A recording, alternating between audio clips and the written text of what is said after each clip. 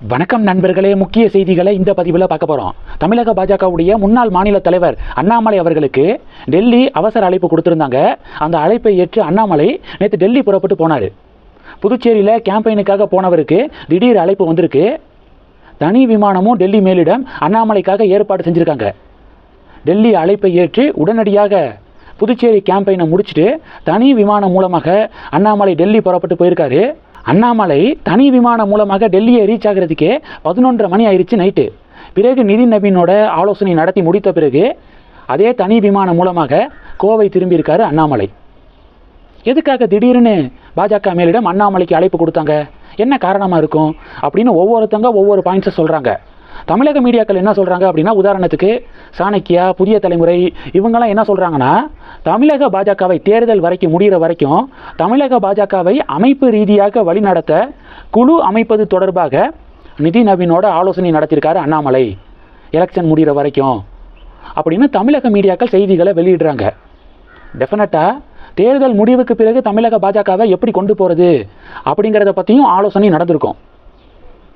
தேர்தல் முடிவுக்கு பிறகு மறுபடியும் அண்ணாமலையை மாநில தலைவராக நியமித்து தமிழக பாஜகவை கொண்டு போனாங்க அப்படின்னா வேறு லெவலில் இருக்கும். தொண்டர்களுடைய ஒரே எதிர்பார்ப்பு அதுதான். ஆக மொத்தம் அண்ணாமலையுடைய திடீர் டெல்லி விசிட்டு தமிழக அரசியலில் புயலை கிளப்பியிருக்கு.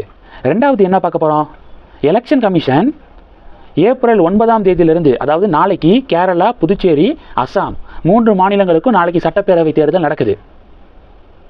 இப்போ எலெக்ஷன் கமிஷன் நாளையிலிருந்து ஏப்ரல் 9ஆம் தேதியிலிருந்து ஏப்ரல் 29ஆம் தேதி வரைக்கும் கருத்து கணிப்புகளை வெளியிட தடை விதிச்சிருக்காங்க. ஏப்ரல் 29 வெஸ்ட் பெங்காலில் செகண்ட் ஃபேஸ் எலெக்ஷன் நடக்குது. அது முடிஞ்சதுக்கு அப்புறம் தான் எந்த கருத்து கணிப்பையும் வெளியிடணும்.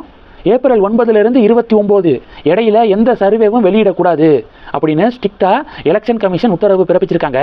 இதற்கான காரணம் என்ன தெரியுமா, ஒவ்வொரு மாநிலத்திலையும் ஆளும் கட்சி சில மீடியாக்களுக்கு காசை கொடுத்து வாங்குற காசுக்கு மேலே கூறாண்டா கொய்யா அப்படிங்கிற ரீதியில் அவங்களுக்கு சாதகமாக கருத்து கணிப்பு முடிவுகளை வெளியிட வச்சு மக்கள் மத்தியில் இந்த நரேட்டிவை திணிக்க பார்க்குறாங்க அப்படிங்கிற குற்றச்சாட்டு எலெக்ஷன் கமிஷனுக்கு போயிருக்கு.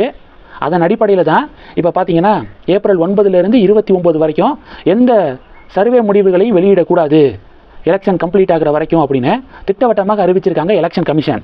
இது 2. மூணாவது என்ன பார்க்க போகிறோம், மக்கள் நீதி மய்யம் கட்சி 50,000 ரூபா ஃபிக்ஸ் பண்ணி தேர்தலில் போட்டியிட விரும்புகிறவங்க விருப்ப மனு வாங்கிக்கலாம் அப்படின்னு சொன்னாங்க. 60 பேர் அதை நம்பி 50,000 ரூபா கட்டி விருப்ப மனு வாங்கினாங்க. கமலஹாசன் தடாலடியாக என்ன முடிவெடுத்தார், தேர்தலில் போட்டி போடலை, திமுகவுக்கு சப்போர்ட் பண்ணுறோம் ஆனால் எலெக்ஷனில் போட்டி போடலை அப்படின்னு தடாலடியாக அறிவிச்சிட்டாரு. இப்போது 60 பேர் தலா 50,000 ரூபாய் கட்டியிருக்காங்க. அப்போ பெருக்கி பார்த்தீங்கன்னா 30 லட்சம் ரூபா வருது. பணம் கொடுத்தவங்க சரி சீட்டு தான் வாங்கி கொடுக்கல, காசையாவது திருப்பி கொடுங்க அப்படின்னு கேட்க தானே செய்வாங்க. கொடுத்த காசை திருப்பி கேட்டிருக்காங்க அந்த பணம் கட்டினவங்க. மக்கள் நீதி மையம் பார்த்தீங்கன்னா இல்லை பணத்தெல்லாம் கொடுக்க முடியாது அப்படின்னு சொல்லிடுச்சு. டென்ஷனான நிர்வாகிகள் புலம்பியிருக்காங்க. பிறகு மீடியாக்களில் இந்த செய்திகள் வெளிவந்து சோசியல் மீடியாவில் மக்கள் நீதி மையம் கட்சியை போட்டு அடி நடிக்க இப்போ சரண்டர் ஆகியிருக்காங்க மக்கள் நீதி மையம்.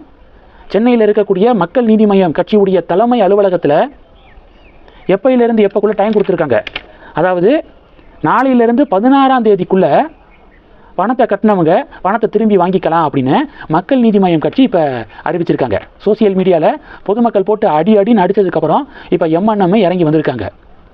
இந்த செய்திகள் எல்லாத்தையும் பற்றி உங்களுடைய பார்வைகளை மறக்காமல் கமெண்ட் பண்ணுங்கள். தொடர்ந்து கணக்கில் இருங்க. அடுத்தடுத்து நிறையா பதிவுகளை பார்க்க போகிறோம். நன்றி. ஜெய் ஹிந்த்.